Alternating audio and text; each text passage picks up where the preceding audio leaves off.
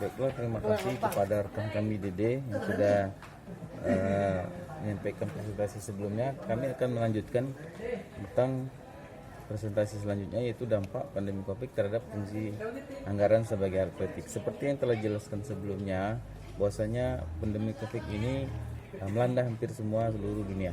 Nah, pandemi COVID-19 menyebabkan banyak negara dalam keadaan posisi krisis yang luar biasa. Upaya yang dilakukan oleh negara dalam situasi krisis seperti ini adalah pertama itu menerapkan undang-undang darurat, kemudian dalam berbagai tingkatan sesuai dengan kebutuhan. Kedua itu melakukan mitigasi dan kebijakan untuk mendorong upaya-upaya pencegahan. Wahupik mendesak negara untuk melakukan manajemen krisis atau state crisis management. Pemerintah seperti contoh misalnya di Vietnam melalui Kementerian Kesehatan dengan cepat mengambil inisiatif untuk meluncurkan situs dan aplikasi seluler, tidak hanya untuk memudahkan proses medis tapi juga untuk menyebarkan informasi yang akurat dan cepat. Kemudian di Jepang itu menerapkan state emergency pada akhir Maret 2020 yang berlaku di Tokyo, Cina, Kanagawa, Saitama, Osaka, Hokkaido di barat dan Fukuoka di selatan. 7 dari 47 prefektur setingkat provinsi di Jepang. Namun demikian, kebijakan tersebut lebih banyak berisi tentang instruksi dan himbauan tentang apa yang boleh dan apa yang tidak boleh dilakukan dalam masa pandemi. Buat videonya dikirim lagi. Kalau kita lihat di Jepang maupun Vietnam, fokus utama strategi manajemen krisis dalam penanganan COVID atau strategi politik dari pemerintah adalah di sektor kesehatan sebagai langkah awal. Ini terjadi dalam berbagai kebijakan kesehatan yang dalam penanganan COVID-19. Nah, berbeda dengan Indonesia. Di Indonesia, Presiden Jokowi menekankan untuk memaksimalkan kegiatan kompetensi dalam negeri, meeting, insentif, kompensasi, dan activity misi, serta meningkatkan promosi untuk wisatawan yang mencari alternatif destinasi karena pembatalan kunjungan negara yang terkontaminasi COVID pada saat itu seperti Tiongkok dan Korea. Pemerintah justru menggelontorkan anggaran 130 miliar untuk promosi wisata, 20 miliar untuk mengembangkan destinasi wisata, 70 miliar untuk influencer dalam rangka mendorong peningkatan wisatawan ke Indonesia pada saat itu.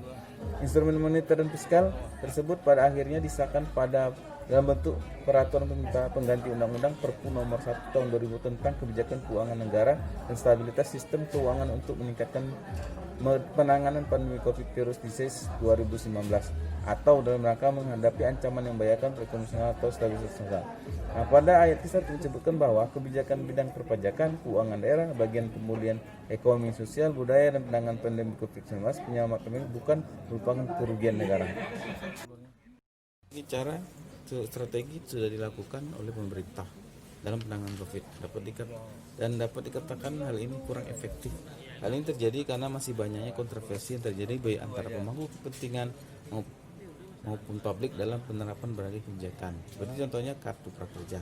Kartu prakerja tidak seutuhnya bisa membantu karena dalam bentuknya hanya bentuk dalam desain pelatihan. Kemudian interpretasi berbeda dalam pemerintah daerah dan pemerintah pusat dalam penerapan PSBB.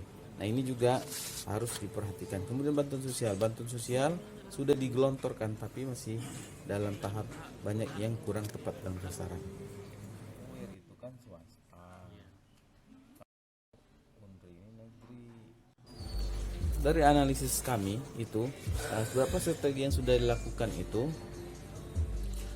kurang efektif karena dalam melakukan penilaian risiko sebagai langkah awal dalam menyusun kebijakan, kemudian menyiapkan struktur kelembagaan tepat. Ke depan harus menyusun struktur kelembagaan tepat dalam yang jelas dalam kebijakan provinsi dalam undang-undang.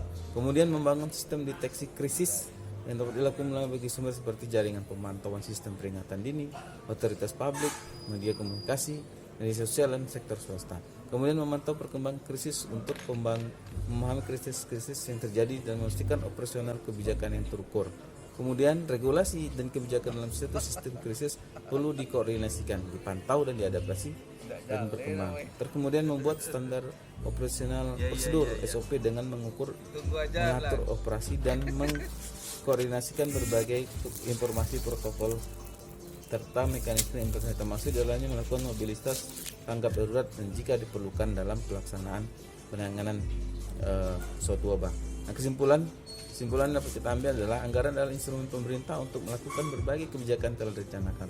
Anggaran juga dapat menjadi tumpuan dalam melaksanakan program kegiatan yang prioritas.